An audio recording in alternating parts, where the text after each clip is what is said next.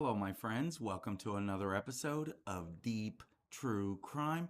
I'm Manny Rodriguez. In today's episode, we are covering the tragic story of the four University of Idaho students who were brutally stabbed and left to bleed out. And so, we're going to be diving into this whole story and what all do we know? Did they catch a suspect yet? Do they have a suspect yet? So we're going to be diving into all of that. We'll be right back.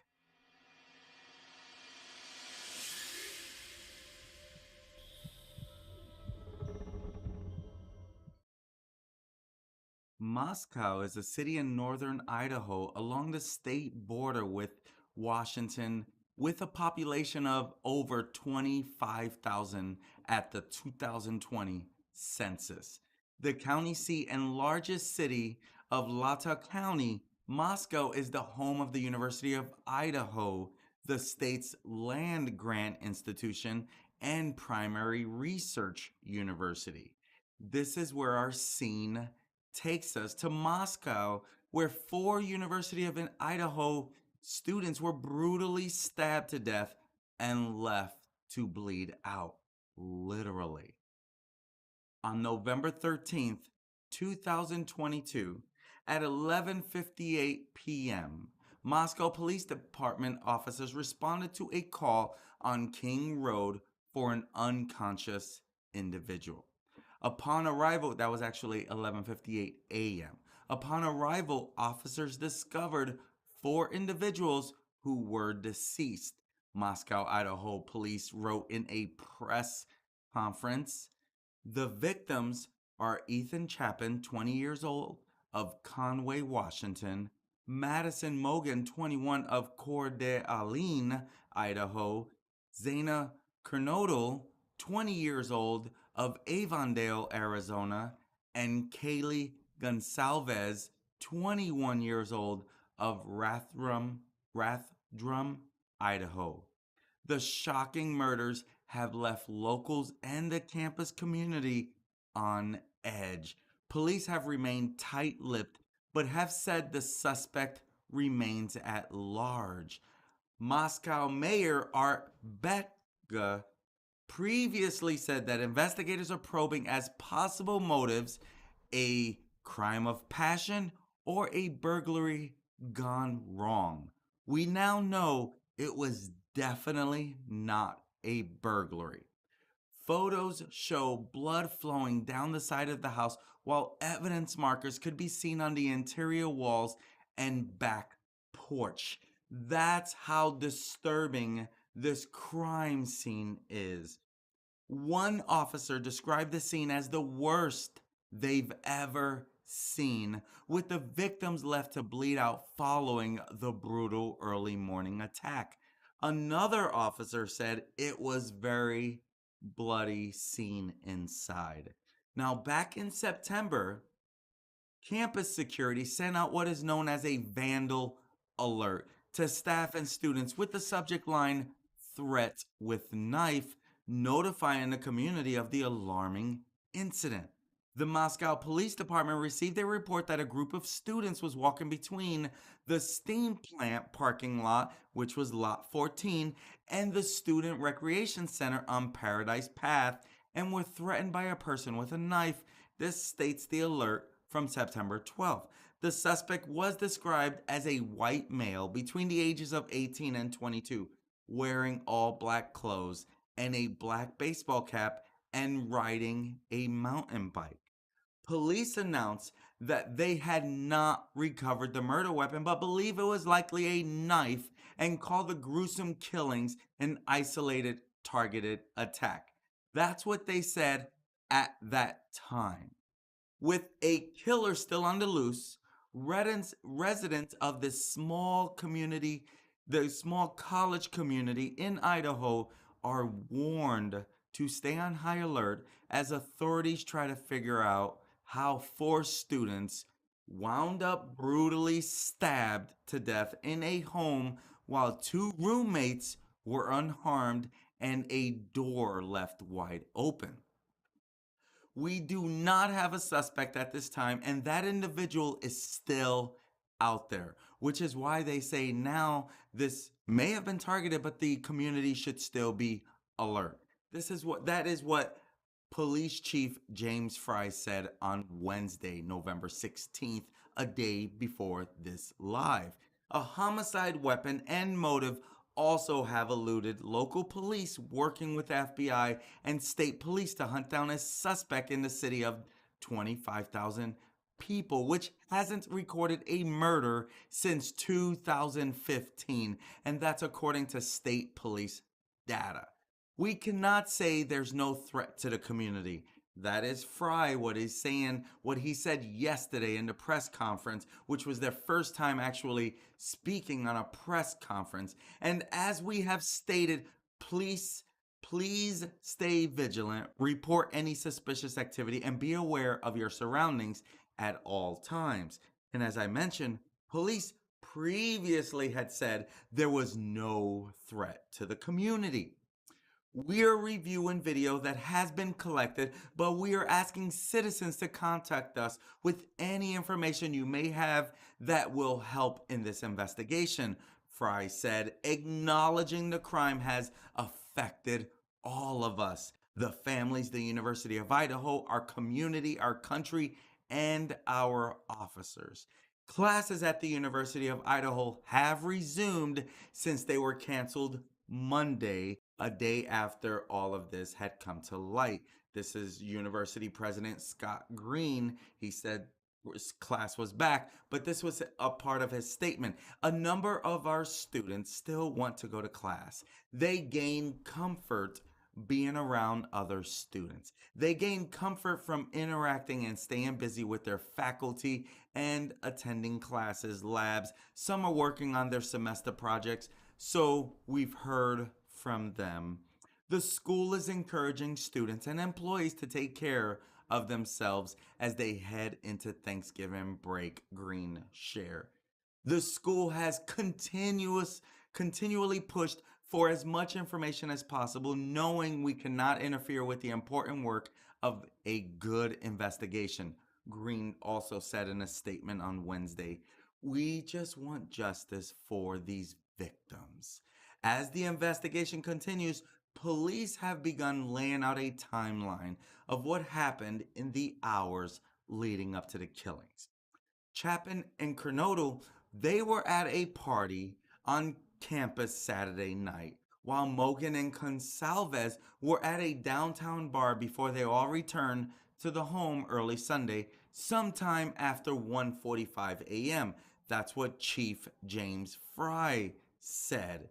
Mogan and Consalves were seen ordering from a late night food truck in Moscow that night. A live Twitch stream from Grub Truckers showed this. Now, the pair approached the truck around 1:41 a.m. They placed an order for food and are seen chatting with each other and other people as they wait for their order. Now, the two students didn't seem to be in distress or danger. This would be shared by Joseph Woodall, who manages the truck that they were at. But you can see the man that's behind them with his hat on backwards. Right now, this person is someone they want to talk to, because it's a little strange. I watched the video. I took images from the video to break this down a little bit. But you could see the man with his hat backwards, and then he turns his hat around and he has a black hat similar to what was described in that September 12th vandal alert, or whatever that thing that went out from the school. But here he is. He turns his hat around and puts his hood on, as seen here. And he is seen waiting for the girls while they are waiting for their order. So he's just lounging back there, not really doing much, but he looks like he shows up at this food truck with them. But why would he change this? But that's not even the eerie part. He shows to arrive with them standing off to the back. No one knows if they know him or not. But then when they take off this way where you see those three people, they go in that direction. The man with the hood and the black ball cap is seen following them in their direction. Coincidence? We do not know. But according to this video, he looks like he got there right around the same time, hung around, changes his hat around a little bit, puts his hood on, and then lingers back there until they're done. Maybe this turns out to be nothing. We don't know. But all four victims were killed at some point after this. Maybe less than 2 hours later, maybe 2 to 3 hours later, but all four were killed at some point in the early morning hours on Sunday. Fry said, but there was no 911 call until about 11:58 a.m. later in the day. Like almost 9 hours later, all four victims were stabbed with a knife, the chief shared, but he did not reveal who called 911. Now, two additional roommates were home at the time of the deaths, neither of whom were injured nor held hostage. The two University of Idaho students who survived the crazed knife attack that left four of their friends dead at their shared off-campus rental house are 21-year-olds Dylan Mortensen and Bethany Funk. This was revealed by dailymail.com before I went live. Now, on Wednesday, November 16th, police revealed that both Dylan and Bethany were in the modest Moscow home at the time of the attack, but miraculously survived the carnage. We did not know that there were two people in that home that were not killed with them until the press conference where they said there were two roommates in the home. Speaking to dailymail.com, Idaho State Police spokesman Aaron Snell said the two survivors are helping police with their investigation but would not give further details of how they survived or whether either Dylan or Bethany called 911 later on Sunday morning.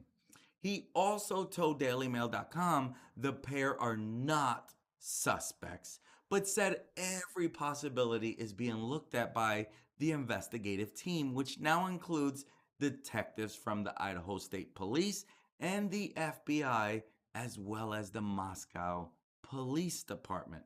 And they are not just focusing on the two roommates that were still alive, they're focusing on everybody that may be coming and going from that residence. The two roommates have been fully cooperative with law enforcement.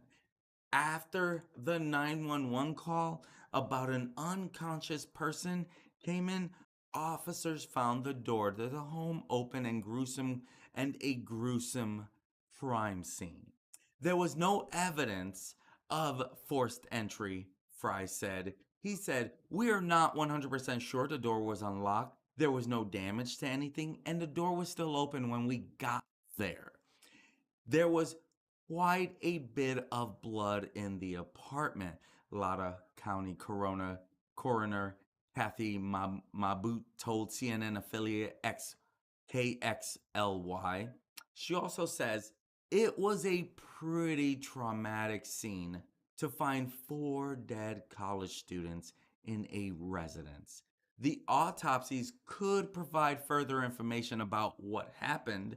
There could be some evidence of the suspect that we get during the autopsies, which would be helpful, Mabut said. Now, just hours before their deaths, Gonsalves had posted a photo of the foursome with the caption, "One lucky girl to be surrounded by these people every day," adding a heart emoji. Now, the 21-year-old from Rothrum, Idaho, was a senior majoring in general studies and a member of the Alpha Phi sorority. Her oldest sister, Olivia Gonsalves, sent a statement to the Idaho Statesman on behalf of her family and Mogan's. They were smart, they were vigilant, they were careful, and this all still happened. No one is in custody, and that means no one is safe. Yes, we are all heartbroken. Yes, we are all grasping. But more strong than any of these feelings is anger. We are angry. You should be angry. Mogan, only 21 years old, was from Coeur d'Alene, Idaho, and a senior majoring in marketing. She was a member of the Pi Beta Phi sorority.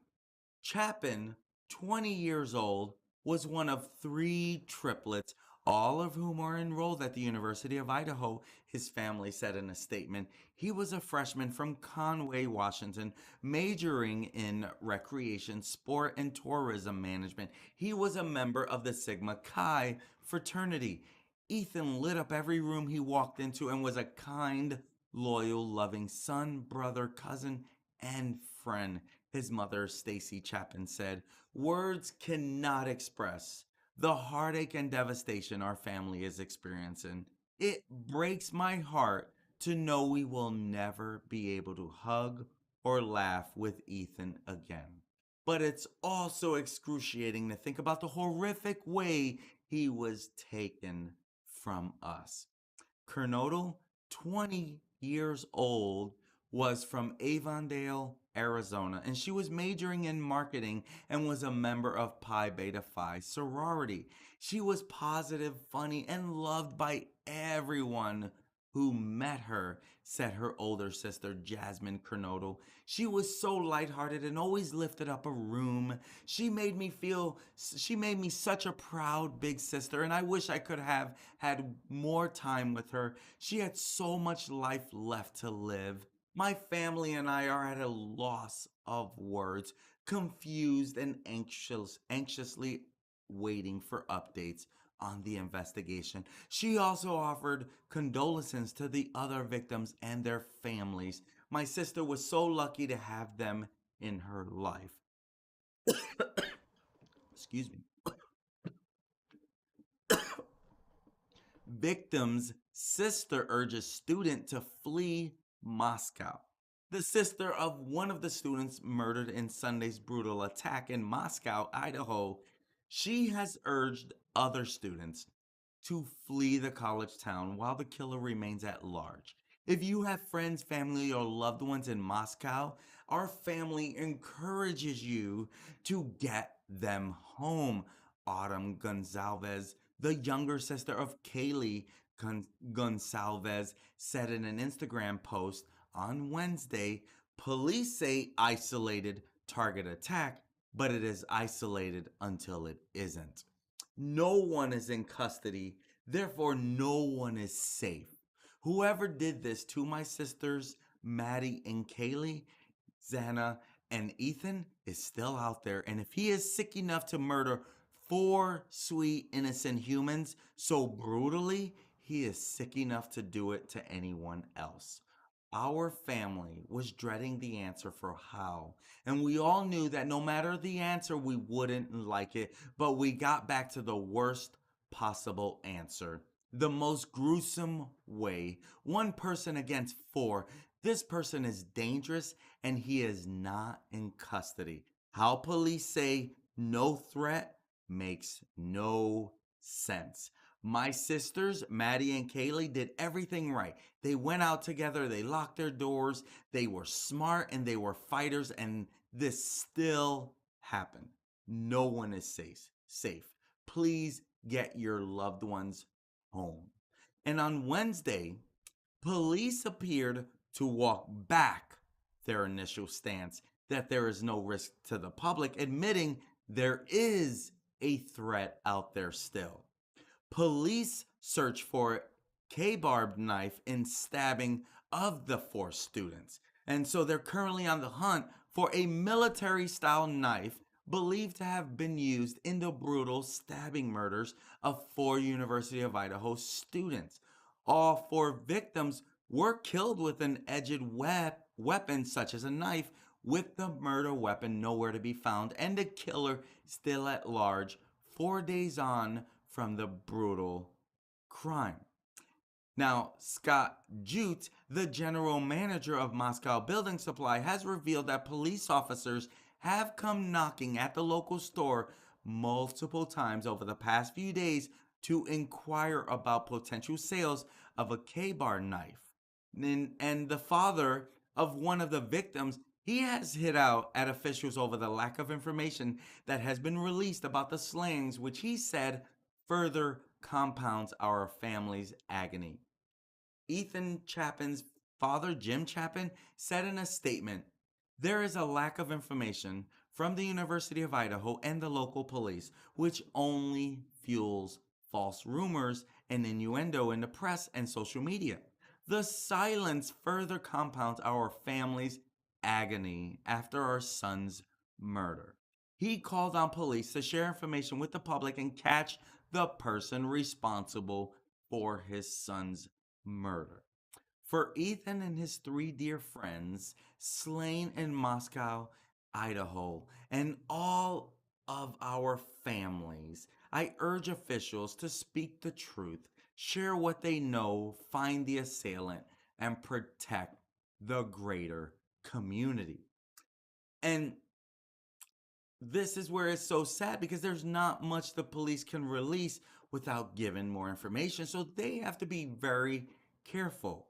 I know people want justice. I want justice. We all want justice. But they have to be careful how much information they give out because it could be detrimental to their case. Madison Mogan, 21, Zainer Knodel, 20, and Kaylee Gonsalves, 21. The three of them lived together inside the 6-bedroom home with two other female students. Now, Ethan Chapin was dating Knodel and was staying with her on the night the four were killed. I put the wrong person in there. I was supposed to put Xana in there and I put the wrong one. Xana's missing from this picture. But this is Xana and Ethan here. And now Ethan, he was dating Xana Knodel and was staying with her on the night the four were killed.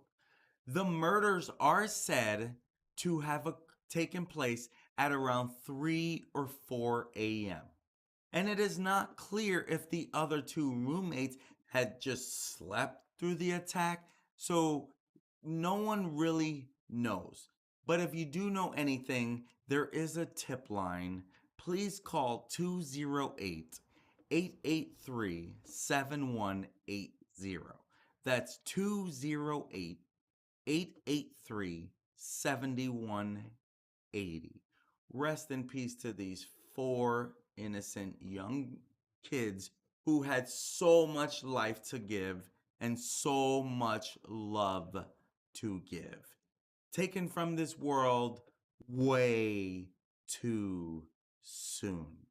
And now we want justice for these four young kids taken from this world way too soon. My friends, my whole goal with this channel is to be a voice for these victims, to give more eyeballs on this case, especially something like this. The more eyeballs, the more someone speaks, right? They're saying now this was a crime of passion. More will continue to come out. This is a developing story. At this time, that's all we know. We don't know much more than this.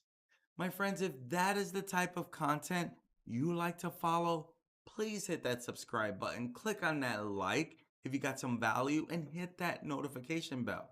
Because There's a good chance you might miss this video if you don't, or miss future videos if you don't hit the notification bell.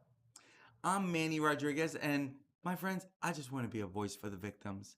Thank you for joining me today. I hope you got some value. My friends, please, please pray for justice for these 4 victims. These 4 University of Idaho students taken from this world way too soon. Until next time, my friends, have a great day. Peace.